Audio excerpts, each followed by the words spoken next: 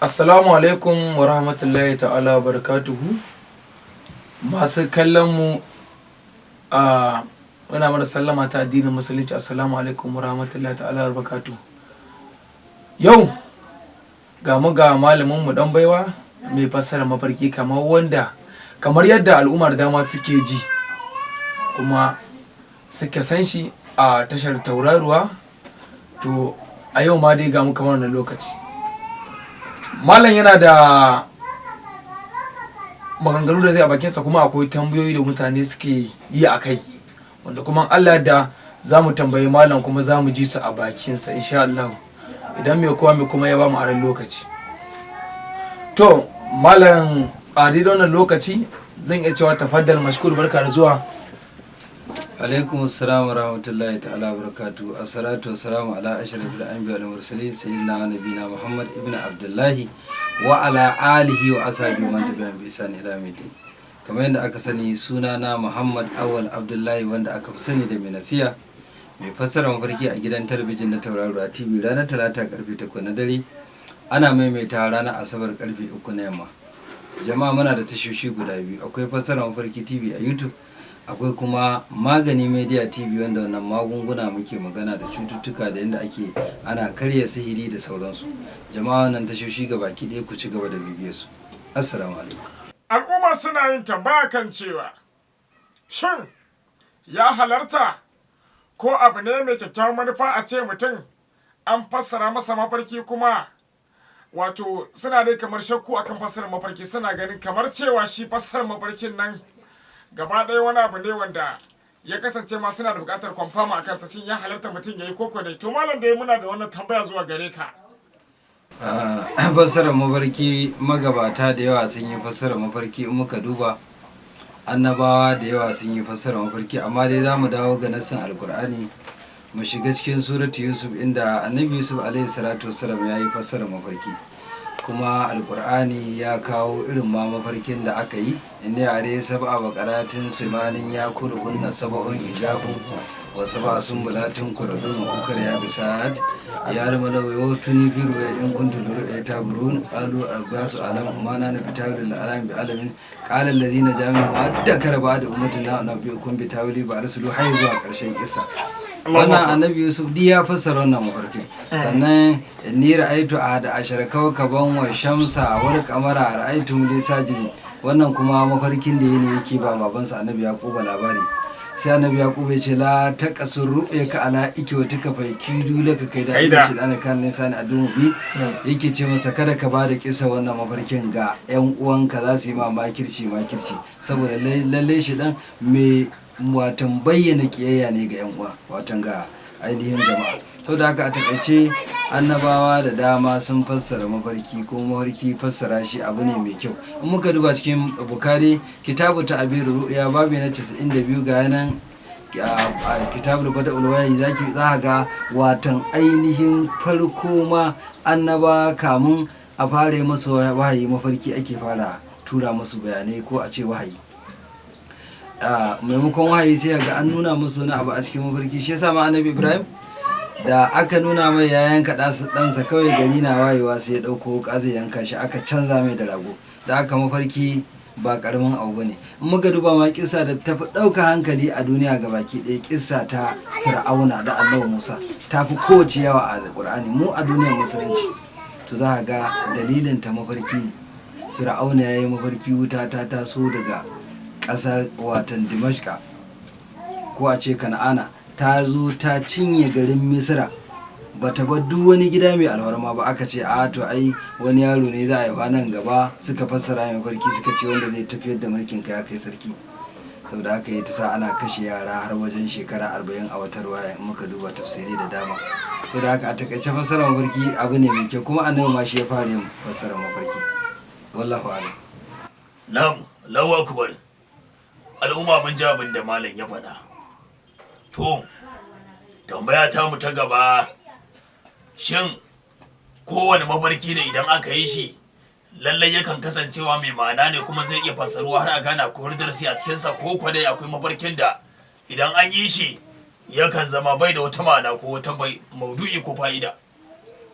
a malamai da dama kamar hujjatul muhaqqiqina abul abbas a cikin qawaid tafasil alam nashi, kamar she abubakar bin muhammad a cikin jami'u tafasil alam, kamar shi muhammad bin sirina a cikin tafsil alam, kamar shabir gani annabulsi a cikin ta'adiru suka ce ai shi mafarki ya danganta. Akwai mafarkan da ba a fassara ba su da mahalli a cikin fassara mafarki. Misali kamar abgasu alam. Abgasu alam wannan qur'ani ma ya kawo qalu abgasu alam amma kunna nanu bitalil alam bi alami. Malaman tafsiri suka ce ai shi abgasu alam mafarkin da bai da ma'ana ne. Misali kamar kwatankwacin ruwa ne ya jawo watan dandatsatse busasshen watan haki, idan ya zo bayan ya bushe kuma an dandatse shi kuma ya zo teku ta jawo shi da kumfa da datti, dabbobi ya sa cinsa. Sannan kuma mutane ma ba za su yi amfani da shi ba, in ka cire shi ka kai gona ba zai maka taki ba. Saboda haka wannan sai ya zama kamar kwatankwacin mafarki wanda ya sashen mafarki ne bai da amfani, shine kamar algasu alam. Qur'ani ya kawo shi a cikin suratu Yusuf. Sannan akwai attamanni. Attamanni shine abin da kake ta guri, kana gurin sayan mota ko aure ko kai dan siyasa ne ga kanan kawo gwamna, kana yawan guri to sai ka je kana ta mafarkin wannan ba a fassara shi. Akwai kuma watan kamar abin da ake ce ma watan kamar hadisin nafsi, zancen zuciya, kamar da daddare kamun kai bacci sai kai hira da wani, hira ta yi daɗi kuma da ka je sai kai bacci sai kai mafarkin wannan duk ba a fassara irin wannan mafarka. So da haka irin waɗannan ba a fassara su. Akwai kuma wanda suke suna da ikitilafi, a fassara ko ba za a fassara ba, ma'ana akwai sabani.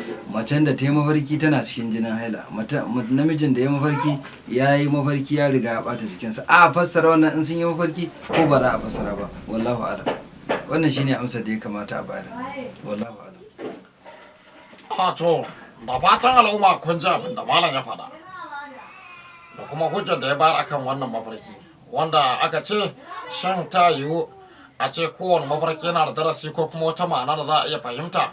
To amma dai kamar yadda na sani kuma kuka sani, babu shakka mafarki akasarinsa yakan kasance abu ne wanda yana da ma'ana kuma da dalilin da yasa ake yinsa, saboda a cikinsa akwai akwai wato ainihin abin da yake wato yana faruwa gaske in aka yi shi. To kuma ta wata hanya mutum zai iya sanin cewa mafarkin da ya yi, akwai wanda za su yi mafarki sannan kuma gari ya waye sun manta mafarkin da suka yi. Shin akwai wata shawara da malam zai iya bawa malami, ko akwai wata makama da mutum yake iya yi wanda lalle mafarkinsa zai kasance idan ya yi shi mafarkin zai kasance mai wani amfani ne, ko kuma akwai wata addu'a da malam zai iya bawa mai kwanciya bacci wanda idan ya yi ta wannan addu'ar za ta kasance ta ƙara daɗaɗa masa mafarkinsa wajen ganin cewa duk mafarkin da zai kasance mai amfani ne, ko kwa dai a shi mafarki ya kasance kawai lokaci ne. Tambayoyin naka suna da yawa. In na fahimci ka kana nufin kamar wasu sukan yi mafarki su manta, wasu kuma gabaki ɗaya ba sa yi mafarki, haka ne ko ba haka bane? Na magaki. Idan mutum yana mafarki yana mantawa, ko kuma a'a gabaki ɗaya ma baya yin mafarki, shabir gani annabi da sai a cikin tadiru cewa in kana mafarki kana mantawa ko kuma baka mafarki gabaki ɗaya, ɗayan abubuwa guda uku ne. Amma dai zaman zunubin kai yawa ta yadda mala'ika su na ko raha'ilu da suke ba da hoton mafarkin abin da ya wuce ko abin da ya zo ko abin da ake ciki, suka ga cewa zunubin kai yawa ba za su iya matso da kusa da kai ba. In ma dai ya kasance kamar a'a kana cin ɗanyen tafarnuwa ko ɗanyen albasa a nama ko a abinci kamar shinkafa da wake da ake dafawa da rana ko na makamancin wannan. Mala'iku ba sa son warin tafarnuwa, don haka mala'ikun da suke nuna hoton abin da ya wuce ko abin da ake ciki ko abin da ya zo ba za su iya samun watan kaiwa inda kake ba, balle su nuna maka hoto mai kyau har yadda za ka zo ka gane mafarkin ka gari ya waye ka san me ake ciki. Saboda haka a takaice cin ɗanyen tafarnuwa ko cin ɗanyen albasa wanda ba a dafa su ba ko kuma yawan zunubi shi yake kawo a mafarki a manta, ko kuma ya zama mutum ma ya daina mafarki gabaki da. Wallahu alam. To abin da ke faruwa shine ga masu buƙatar samun mu ko kuma kallon tashar malam ta yadda yake wato aiwanta wato tafi da wasu shawarwari ko kuma yake wato inda muke yada wato irin wani tattaunawa ta mu cikin sauki, za su iya shiga YouTube wato su rubuta fassarar mafarki TV, wato sai su yi mana subscribing, sannan su taba ƙararrawa. Kamar yadda wasu da yawa suke ta mana tambayoyi kan cewa ta yaya za su samu damar kallon malam da kuma wato irin yadda muke yada shirye-shirye na malam Muhammad Awwal. Wato za ku shiga YouTube, sannan ku rubuta fassarar mafarki TV, sannan ku yi mana subscribing, ku taba ƙararrawa. haka zai ba ku damar kallon sababbin shirye-shiryenmu da zarar mun daura, da kuma irin yadda muke ba da shawarwari ga kuma sauran duk wani abu da ya shafi ma'aurata da kuma ilimi kan fassarar mafarki da kuma sauran hujjoji da tambayoyi ka za ka yi samu amsoshin su duk anan. Hallau kuma akwai ɗaya tashar tamu a YouTube mai suna Magani Media TV. Za ku iya shiga ku yi mana subscribing, ku taɓa ƙararrawa. Hakan zai ba ku damar shi ma kallon wannan shirye-shirye namu da tambayoyi, ko ma me da wani zin ra'ayoyinku za mu iya samun damar sauraron ku a nan lokaci, kuma ku ga yadda muke tafi da tsarkar shirye-shiryenmu. Kuma sannan a TikTok ma za ku rubuta fassarar mafarki, wato sannan za ku yi sashen dinmu, za ku kalle mu kuru-kuru a cikin idanunku, za kuma ku ga irin yadda malam yake ɗora shirye-shiryensa. Kada ku manta sunan Malam Muhammad Awwal, mai fassarar mafarki. Ga masu buƙatar sanin adireshi, kada ku manta Tsamiya Babba Gidan Kwano, wato Tsamiya Babba Gidan Kwano, gida mai lamba 129. Kada a manta, gida mai lamba 129 shine adireshi dinmu. Malam Muhammad Awwal mai fassarar mafarki. Muna godiya gare ku masoya, mun gode. Ku zo gare mu fassara muku mafarki, ku karɓi maganin sanyi da maganin basir da magunguna da suka shafi mu'amalar aure. Muna ba da magunguna. Malam Muhammad Awwal zai taimaka muku a sauran lamurinku na rayuwa. Ga masu buƙatar tambayoyi kan fassarar mafarki, sai ku tuntube mu a shafukanmu na yaɗa zumunta. Daga naku Ibrahim Abubakar. Na gode.